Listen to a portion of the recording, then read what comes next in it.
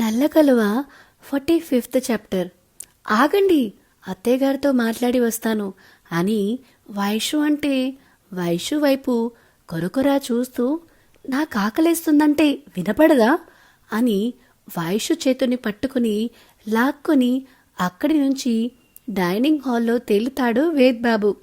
Dining hall దగ్గరికి వెళ్ళగానే వైషు చెయ్యి విసురుగా వదిలేసి, ఏంటే, ఏం వాగుతున్నావే అని పళ్ళు నొరుక్కుంటూ అడుగుతాడు వేద్బాబు. అదేనండి, మీరు రూమ్లో చేసిన డాన్స్ గురించి కురమీనా నిన్ను కోసుకుంటాయి వాళ్ళ అని పాట కూడా పాడారు కదా, ఆ తర్వాత మీ టవల్ అంటూ నవ్వు వస్తుంటే ఆపుకుంటూ వేద్ వైపు చూసేసరికి గుర్రుగా చూస్తాడు వేద్బాబు. ఎందుకు అలా చూస్తున్నారు, నేనింకా వాళ్ళకేం చెప్పలేదు కదా అంటుంది.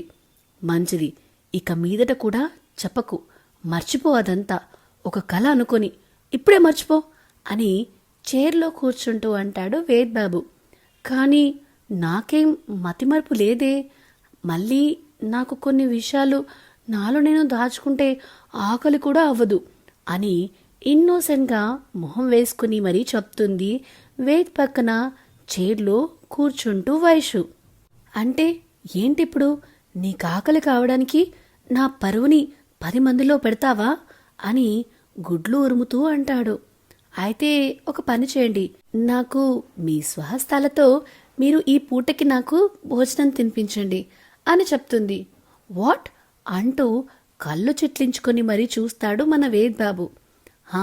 అవును, ఇప్పుడు మీరు తినిపించలేదే అనుకో, మీ కొరమీన డాన్స్ వితౌట్ టవల్ గురించి ఇంట్లోనే కాదు రేపు ఆఫీస్లో కూడా చెప్తాను అని బ్లాక్మెయిలింగ్లోకి దిగుతుంది వైషు పాప.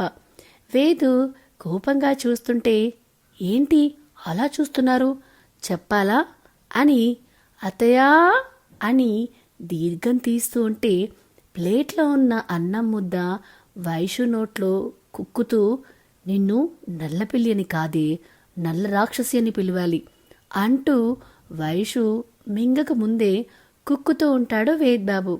ఓ 4 ముద్దలు చూసి ఆగండి అని గట్టిగాని, ఏంటి మీరు తిండితో నన్ను చంపేయాలని ప్లాన్ గాని వేశారా ఏంటి అని అడుగుతుంది. అంత తెలివి ఉంటే నీ చేతికెందుకు చిక్కేవాణ్ణి అని అంటాడు వేద్బాబు.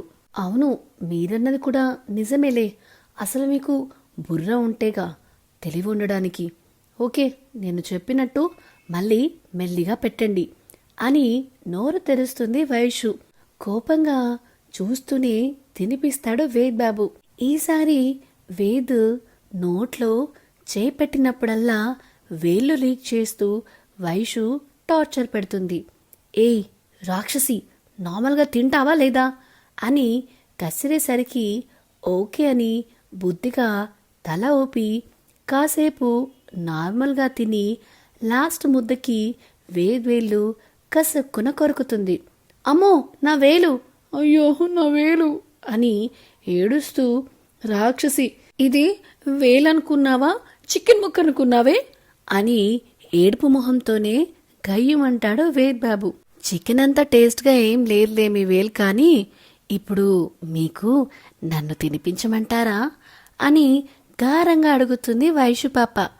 నాకు నువ్వు వద్దు, నువ్వు పెట్టే తిండి కూడా వద్దు అని చెయ్యిని ఒక 10 సార్లు డెటాల్తో కడుక్కుని తన రూంలోకి వెళ్ళిపోతాడు వేద్బాబు. అతన్ని చూసి నిట్టూర్చడం వైషు వంత అవుతుంది. ఇక్కడ హాల్లో, మావయ్య గారు, పెళ్ళైతే ఎలాగోలా చేశాం, కానీ మరి తర్వాత జరిపించాల్సిన వ్రతం ఇంకా కార్యం సంగతి ఏంటి అని అడుగుతారు సుమగారు. వ్రతం అయితే ఎలాగోలా చేయించవచ్చు, కానీ కార్యం అంటే నీ కొడుకు ఇప్పుడప్పుడే కాపురం చేసేలా అనిపించట్లేదుగా సుమా అంటారు శోభన్ చంద్ర గారు. చేయడం చేయకపోవడం అది వాళ్ళ ఇష్టం మావయ్య గారు, మనం జరిపించాల్సినవి జరిపించాలి కదా అనగానే, సరేలే, పంతులు గారిని అడిగి వ్రతం కోసం కార్యం కోసం ముహూర్తాలు పెట్టించమను అని చెప్తారు శోభన్ గారు. వేద్ కోసం పాలు తీసుకెళ్తున్న వైషు ఆ మాటలు అన్నీ వింటుంది. తాపిగా బెడ్ మొత్తం ఆక్రమించి పడుకున్న వేద్ దగ్గరికి వెళ్ళి పాలు అని ఇస్తుంది వైషు. వైషుని పట్టించుకోకుండా తల తిప్పేస్తాడు. బుద్ధిగా తాగారో బావుంటుంది, లేకపోతే మీ టవల్ సంగతి దండోరా వేసి మరీ చెప్తాను అనేసరికి దెబ్బకి లేచి కూర్చొని పాలు తాగుతూ, అయినా వాళ్ళు ఇంకా పడుకోకుండా ఏం చేస్తున్నారు అని అడుగుతాడు. మన శోభనం ఎప్పుడు జరిపించాలా అనే దాని గురించి డిస్కస్ చేస్తున్నారు అని సిగ్గు నటిస్తూ చెప్తుంది వైషు బేబీ. దెబ్బకి నోట్లో పాలు బయటికి వచ్చి కొన్ని వైషు మీద కూడా పడతాయి. ఏంటండి మీరు, పాలు తాగడం కూడా రాదా మీకు అని కసిరి తుడుచుకుంటుంది. అంత పెద్ద బాంబ్ నెత్తి మీద వేస్తే కూల్గా పాలు తాగుతూ కూర్చోవాలా నేను అని అరుస్తాడు వేద్ బాబు. అరుచుకుంటారో కరుచుకుంటారో మీ ఇష్టం, కానీ బెడ్ మొత్తం ఆక్రమించుకున్నారు ఏంటి సంగతి అని అడుగుతుంది వైషు. అంటే నాకు నైట్ సోఫాలో నిద్ర రాలేదు, అందుకే నేను ఇక్కడ పడుకుంటాను, నువ్వెళ్ళి సోఫాలో పడుకో అని క్యూట్గా చెప్తాడు వేద్ బాబు. ఈ క్యూట్నెస్కి మెల్ట్ అయిపోయి, ఇప్పుడు వెళ్ళి నేను సోఫాలో పడుకుంటే నన్ను సోఫాకే పరిమితం చేస్తాడు ఈయన అని మనసులో అనుకుని, లేదు నాకు కూడా సోఫాలో పడుకోవడం అలవాట్లేదు అని బెడ్ మీద వేద్ పక్కనే కూర్చుంటుంది వైషు. దెబ్బకి బెడ్ దిగి నిల్చొని వైషు వైపు కోపంగా చూస్తాడు వేద్ బాబు. సో ఇదేనండి నల్ల కలువ 45th చాప్టర్. నిజంగానే శోభనానికి ముహూర్తం పెట్టేస్తారా ఏంటి? అసలు వేద్ ఒప్పుకుంటాడా తెలుసుకోవాలనుందా? అయితే వెయిట్ చేయాల్సిందే.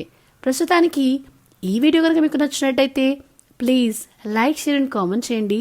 అలానే ఇలాంటి కొత్త కొత్త అప్డేట్స్, కొత్త కొత్త స్టోరీస్ కోసం మన channel the novel whisperer with విన్యాని సబ్స్క్రైబ్ చేసుకోవడం మాత్రం అస్సలు మరవకండి. Thank you. బాయ్.